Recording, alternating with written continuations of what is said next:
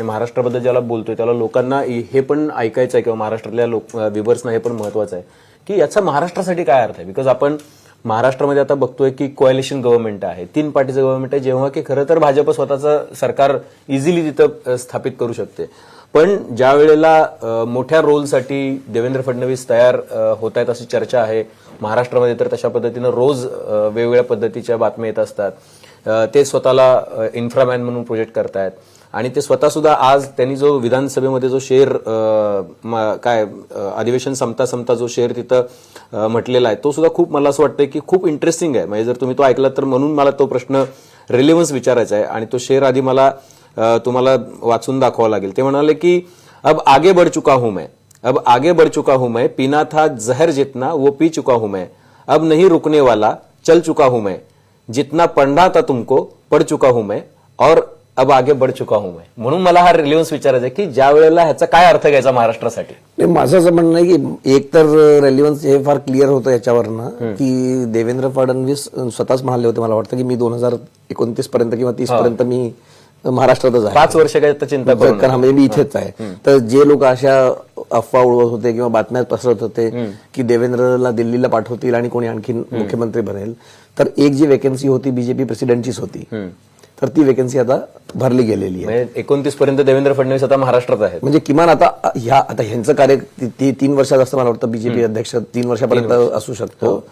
तर 28 पर्यंत तर हेच आहे आणि 28 म्हणजे 29 परत निवडणूक आली तर मग म्हणजे त्या निवडणुकीपर्यंत युजली त्याला एक्सटेन्शन मिळतं. तर म्हणजे आता माझ्या मते तर नितीन नवीनच्याच लिडरशिपमध्ये जर आणखीन मध्ये काही झालं नाही तर he should be the leader for 2029 election. त्यांच्याच नेतृत्वाखाली भारतीय जनता पक्ष लढेल, नेतृत्व म्हणजे त्यांच्या अध्यक्षतेखाली म्हणायला पाहिजे. तर म्हणून किमान पहिली गोष्ट तर ही जी लोकांना विश्वास बसत नव्हता की देवेंद्र फडणवीस म्हणजे जी वेकेन्सी होती ती भरली गेली. मला मुळात हे म्हणायचंय की महाराष्ट्रासाठी रेलेव्हन्स मोठा हा आहे की जर देवेंद्र फडणवीस यांना हलवायचं असेल तर त्यांना अध्यक्ष बनवून हलवता आलं असतं. ते आता काही होताना मला तरी दिसत नाही. मला अजून एका प्रश्नाचं उत्सुकता जी आहे ती ही की नितीन नवीन 45 वर्षांचे आहेत, ओनली 45 इयर्स ओल्ड. म्हणजे आता जर आपण बघितलं तर देवेंद्र फडणवीस हे 55-56 वर्षांचे आहेत, अमित शहा हे 61-62 वर्षांचे आहेत आणि नरेंद्र मोदी 77-78 75 पार केलेले आहे त्यांनी. तर नितीन नवीन यांना प्रोजेक्ट करून आता जर बघितलं तर पहिली आणि दुसरी जी त्यांची फळे आहे म्हणजे अगदी शिवराज सिंग चौहान असतील किंवा बाकीचे राज्यमंत्री असतील तर ते जवळपास 60+ सगळे लोक आहेत. आता नितीन नवीन यांना 45 वर्षाच्या व्यक्तीला अध्यक्ष करून एवढी मोठी जबाबदारी, एवढ्या मोठ्या देशाच्या सगळ्यात मोठ्या पक्षाचा अध्यक्ष करणं, सत्ताधारी पक्षाचा, तेही नरेंद्र मोदी आणि अमित शहासारखे तगडी नेते मंडळी केंद्रात काम करत असताना याच्यातून काय साधायचं नेमकं भाजपला, काय मेसेज त्यांना. नाही म्हणजे त्याच्यात मला काहीच आश्चर्य नाही, कारण जर तुम्हाला आठवत असेल जेव्हा मनोहर पर्रिकर यांचं नाव आलं होतं पहिले गडकरींच्या पूर्वी ते अध्यक्ष सती त्यांचं नाव त्यावेळी घेण्यात येत होतं, त्यांचं वय 50 वर्षाच्या आसपास होतं. हे 2009चं मी सांगतोय. किंवा गडकरींना अध्यक्ष जेव्हा करण्यात आलं त्यावेळी त्यांचंही वय मला वाटतं 50-52 वर्ष होतं.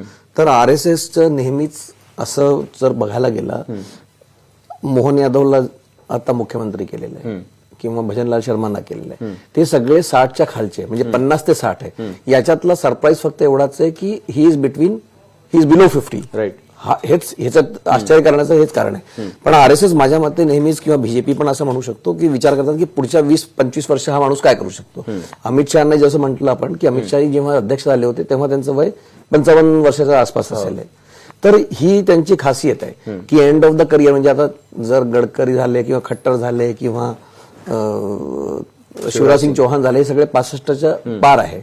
तर त्यामुळे मला नाही वाटत की हा मुद्दा फार मोठा आहे त्यांच्यासाठी की हे एका प्रकारे नितीन नवीननी जर आता कसं काम करतील, पण it's also signalling a generational shift. Right. जसं वाजपेयी जी गेले, नंतर अडवाणी जी गेले, मग नरेंद्र मोदी आणि गडकरी किंवा राजनाथ त्यांना आलं, तर हे जर पुढे कसं जाऊन हाऊ डज इट इव्हॉल्व, पण ही एका प्रकारे पिढीचं नवीन पिढी येते, नवीन पिढी येते असंच याच्याकडे आपल्याला बघायला पाहिजे.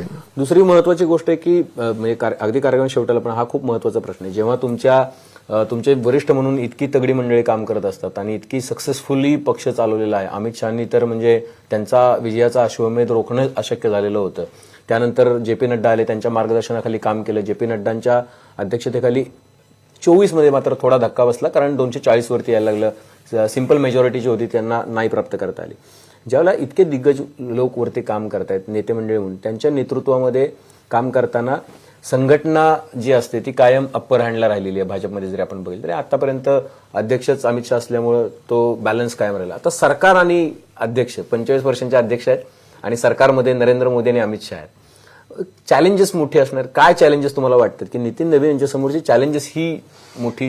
नाही बघ अभिजित, त्याच्यात मी फक्त बीजेपीला सिंगल आउट नाही करणार. किंवा जेव्हा कुठली पण पार्टी सत्तेत असते तर त्याच्या संघटनावरती प्रश्नचिन्ह येतो. म्हणजे काँग्रेसमध्ये तर अध्यक्ष कोण माहितीच नव्हतं, पंतप्रधान होतं किंवा गांधी फॅमिली होती. आताच आपण खडगेंना बघतोय, पण त्याच्यापूर्वी जर आपण जाऊन बघितलं सोनिया गांधी स्वतःच अध्यक्ष होत्या.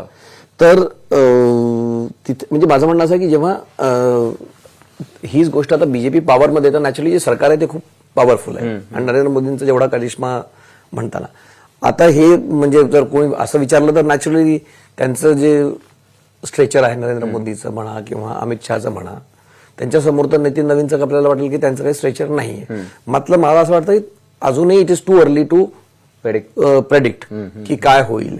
कारण शेवटी काय आहे की अध्यक्षच असतो ना पक्षाचा. तो जो काय निर्णय त्यांनी जर आपलं if he decide that he wants to be independent तर तो पुष्कळ निर्णय घेऊ शकतो आणि त्याला कोणी म्हणजे हटवू शकतात त्याला. मी असं नाही म्हणत आहे. म्हणून मी चॅलेंजेस काय विचारले क्लिअरली म्हणजे काय चॅलेंज म्हणजे मी म्हणतो आता तर अभिजित आपल्याला हे माहिती नाही की नितीन नवीनचा चॉईस का झालाय. खरी गोष्ट अशी आहे की म्हणजे we don't know what is the real story behind his. म्हणजे त्यांना अजून असेसमेंट चालूच आहे कारण अजून एक तासभरच झाला हे होऊन.